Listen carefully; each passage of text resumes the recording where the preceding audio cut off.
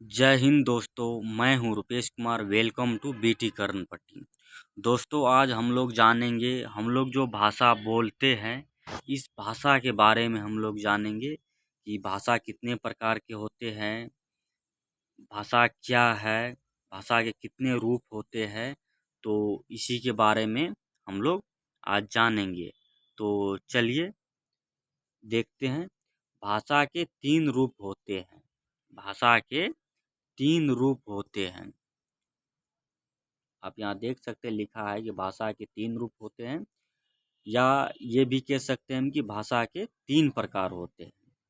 आपको एक हो गया मौखिक भाषा, दूसरा लिखित भाषा और तीसरा सांकेतिक भाषा। भाषा के तीन प्रकार होते हैं: मौखिक भाषा, लिखित भाषा और सांकेतिक भाषा।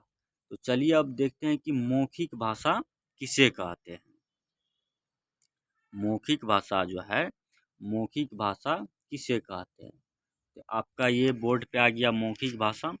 विद्यालय में वाद विवाद प्रतियोगिता का आयोजन, कह रहा है कि विद्यालय में वाद विवाद प्रतियोगिता का आयोजन किया गया। प्रतियोगिता में वक्ताओं ने बोलकर अपने विचार प्रकट किए। जो बोलने वाला था, जो बोलने वाला है, उसे हम वक्ता कहते हैं। तो वक्ताओं ने बोलकर अपने विचार प्रकट किए और श्रोताओं ने सुनकर उनका आनंद उठाया। कह रहा है कि वक्ताओं ने बोलकर अपना विचार प्रकट किया और श्रोताओं ने सुनकर उसका आनंद उठाया। यह भाषा का मौखिक रूप है। कह रहा है यह भाषा का मौखिक रूप है। इसमें वक्ता बोलकर अपनी बात कहता है, वह श्रोता सुनकर उसकी बात समझता है। अगर सीधी भाषा में कहा जाए तो मौखिक भाषा, हम दो व्यक्ति जो बात करते हैं, तो दो व्यक्ति बात करते हैं तो हम जो बोलते हैं तो दूसरा व्यक्ति समझता है, और दूसरा व्यक्ति जो बोलते हैं तो हम समझते हैं। यानी मुंह से बोली जाने वाली भाषा, जो मुंह से बोलते हैं, जैसे हम अभी बोल रहे हैं, ये मेरा हो गया मौखिक भाषा। इसलिए जी किसी विद्यालय में वाद विवाद प्रतियोगिता का आयोजन किया गया था, और प्रतियोगिता में वक्ताओं ने बोलकर अपना विचार प्रकट किए तथा श्रोताओं ने सुनकर उसका आनंद उठाया। तो इसे हम कहते हैं मौखिक भाषा।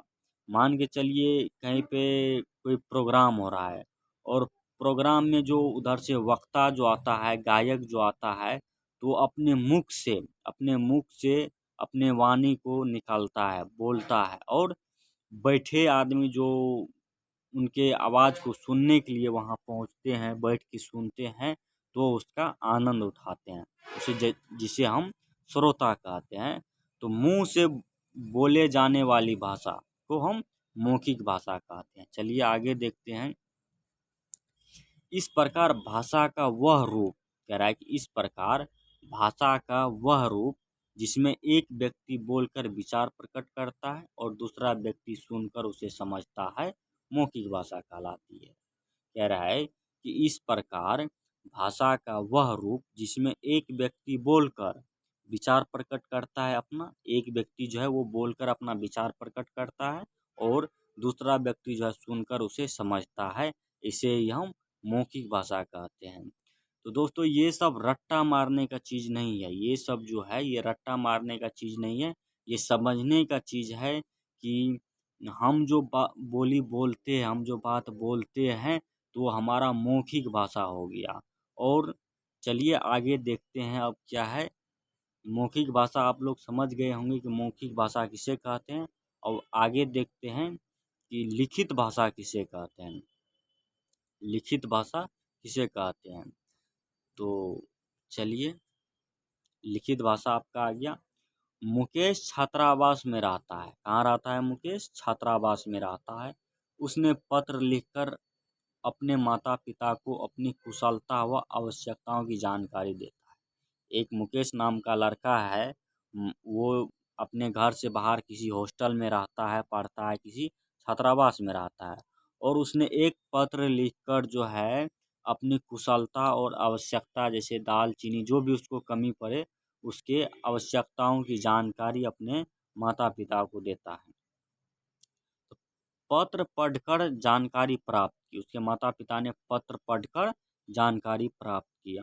यह भाषा का लिखित रूप है, यह जो है भाषा का लिखित रूप है, जिसमें एक व्यक्ति लिखकर विचार या भाव प्रकट करता है, दूसरा व्यक्ति पढ़कर उसे समझता है, इसे हम लिखित भाषा कहते हैं।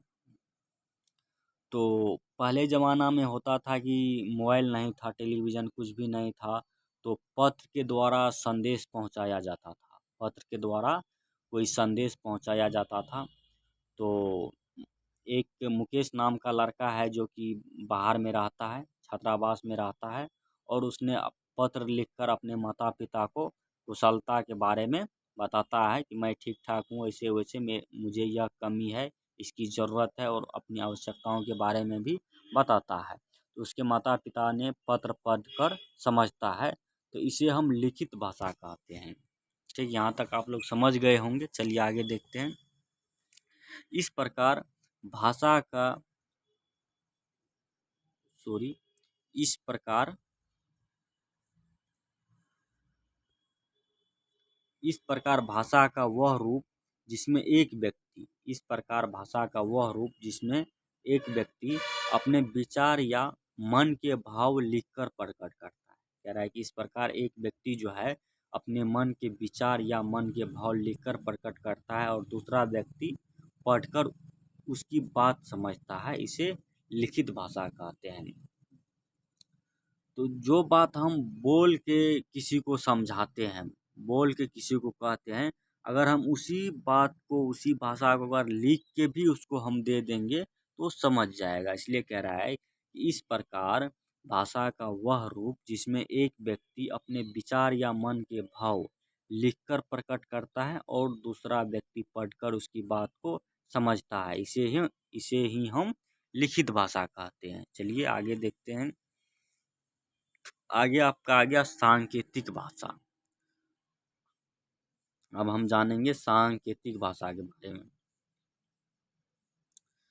तो जिन संकेतों के द्वारा बच्चे या गूंगे अपनी बात, कह रहा है कि जिन संकेतों के द्वारा बच्चे या गूंगे अपनी बात दूसरों को समझाते हैं, ये सब सांकेतिक भाषा कहलाती है। कह रहा है कि जिन संकेतों के द्वारा बच्चे या गूंगे अपनी बात दूसरों को समझाते हैं, वे सब सांकेतिक भाषा कहलाती है। सांकेतिक भाषा हम भी करते हैं, आप भी करते हैं, सभी आदमी करते हैं। तो मान के चलिए किसी से हमको संकेत में पानी मांगना है, तो हम एक उंगली मुंह की तरफ करेंगे तो आदमी ऑटोमेटिक समझ जाएगा कि हमसे वो पानी मांग रहा है। तो अगर किसी को जाने के लिए कहेंगे तो हाथ से हम ऐसे ऐसे कर देंगे जैसे करते हैं, तो समझ जाएगा कि हमको जाने के लिए बोल रहा है। अगर आने के लिए बोल रहे तो आप लोग समझते हैं कि कैसे हम आदमी को जाने के लिए बोलते हैं, कैसे आने के लिए बोलते हैं। तो ये सांकेतिक भाषा हो गया कि संकेत से ही आदमी समझ जाता है। तो चलिए आगे देखते हैं। इसलिए कह रहा है कि जिन संकेतों के द्वारा बच्चे या गूंगे अपनी बात दूसरों को समझाते हैं, तो जो आदमी मान के चलिए गूंगा है, यहाँ गूंगे का बात किया गया है, तो जो आदमी मान के चलिए गूंगा है, तो वो अपना बात जो है दूसरे व्यक्ति को कैसे समझाते हैं, वो इशारे के सहारे ही समझाते हैं। इशारा करते हैं, दूसरा आदमी समझ जाता है कि इसको क्या चाहिए। अगर उसको कपड़ा चाहिए होता है तो कपड़ा दिखाता है, पानी चाहिए होता है तो पानी दिखाता है, खाना चाहिए होता है तो खाना दिखाता है, इसे मुंह की तरफ करता है। तो उसको जो चाहिए तो वो अपने संकेत के द्वारा जो है बताता है, तो दूसरा आदमी जो है उसे समझ जाता है।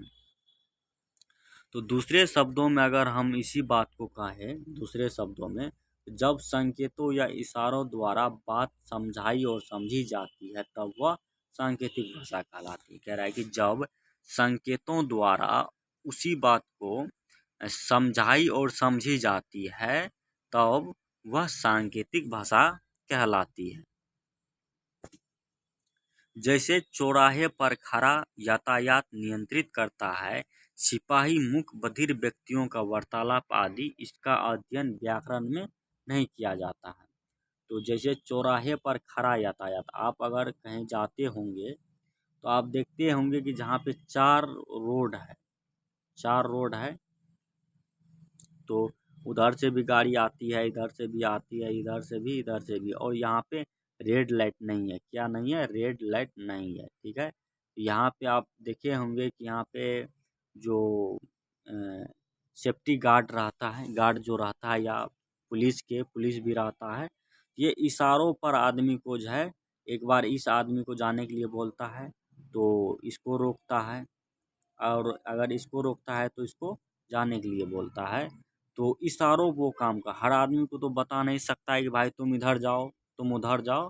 तो इशारों पर जो है वो आदमी को रोकता है, और इशारे पर जो है आदमी को जाने के लिए बोलता है। तो इसलिए कह रहा है कि जैसे चौराहे पर खड़ा यातायात नियंत्रित करता है सिपाही, जो वहाँ रहता है सिपाही, वो नियंत्रित करता है कि इधर का आदमी रुको और इधर का आदमी जाओ। तो इस तरह से जाम नहीं लगता है और आदमी एक्सीडेंट से भी बचता है। इसका अध्ययन जो है व्याकरण में नहीं किया गया है, ये हम अपने मन से लिखे हैं आपको समझाने के लिए। तो आप लोग, आशा है कि यहाँ तक आप लोग समझ गए होंगे ये लिखित भाषा, मौखिक भाषा और सांकेतिक भाषा। एक बार फिर हम रिवाइज कर लेते हैं कि मुंह से बोले जाने वाली भाषा, जो मुंह से हम लोग जो बोलते हैं, मुंह से बोली जाने वाली भाषा को हम मौखिक भाषा कहते हैं। और जो हम लिखते हैं, तो जैसे पत्र लिखते हैं, कोई निबंध लिखते हैं, और कुछ भी क्यों नहीं लिखते हैं, तो वो हो गया हमारा लिखित भाषा। और अगर हम संकेत करते हैं किसी को आने के लिए, जाने के लिए, पढ़ने के लिए, या खाने के लिए, कुछ भी करने के लिए, तो वो सांकेतिक भाषा हो गया। तो इसलिए भाषा के तीन रूप था: मौखिक भाषा, लिखित भाषा और सांकेतिक भाषा। तो आज का वीडियो यहीं तक रहने देते हैं। आप लोग स्वस्थ रहिए, मस्त रहिए।